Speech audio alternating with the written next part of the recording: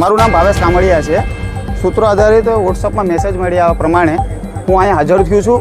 મને જોયું છે 2500 થી 3000ની પબ્લિક અહીંયા એકઠા થઈ છે અને કારણ જાણવા માટે જાણ્યું છે તો એવું જાણવા મળ્યું છે કે 2500-3000 પબ્લિક શા માટે ભેગી થઈ છે કે ગઈ 2 દિવસના પહેલાંના એક બનાવ બન્યો હતો જેમાં પથ્થરમારો કરવામાં આવ્યો હતો, જેમાં અમારા આગેવાન છે રમેશભાઈ ચુડાસમા જે કોળી સેનાના પ્રમુખ છે અને નગરપાલિકાના સભ્ય છે અને એ લોકો સમાધાનની મેટરમાં હતી કે જેને કોઈક બોલાવ્યા હતા, એવું કહેવામાં આવ્યું હતું કે કલેક્ટર સાહેબે બોલાવ્યા છે, ત્યાં ગયા હતા અને એના ઉપર પથ્થરમારો કરવામાં આવ્યો અને એના બાબતથી ઝઘડો થયો છે। ઝઘડામાં તંત્ર દ્વારા એક એફઆઈઆર કરવામાં આવી છે। એફઆઈઆરમાં અમારા કોળી સમાજના આગેવાન અને અન્ય સમાજના આગેવાનોના નામ છે। હવે આગેવાનોના નામ હોવા છતાં એ લોકોએ તપાસ કર્યા વગર ફરિયાદ કરી છે અને અમારું કહેવાનું એ છે કે અમારા ઉપર વારે ઘડી આવી તપાસો થાય વગરની ફરિયાદો થાય છે।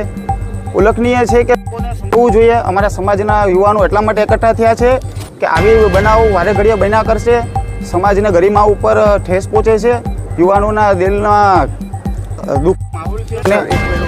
આપની માગણી શું છે? માગણી અમારી એ છે કે અમારા સમાજને જે ગાળો આપી છે, અમારા યુવાનો ઉપર જે ફરિયાદ થઈ છે તેનો તપાસ કરી અને સામેવાળા ઉપર જે ફરિયાદ થવી જોઈએ થઈ નથી। અમે સરકારને હાથ જોડી નમ્ર વિનંતી કરીએ છીએ કે અમારા ઉપર જે ફરિયાદ થઈ છે એની તપાસ કરાવે અને સામેવાળા વ્યક્તિ ઉપર જે ફરિયાદ કરવાની છે કરી નથી તો શા માટે નથી કરી એના માટે અમે જવાબ માગીએ છીએ। કેટલા વ્યક્તિઓ ઉપર કરવાની છે?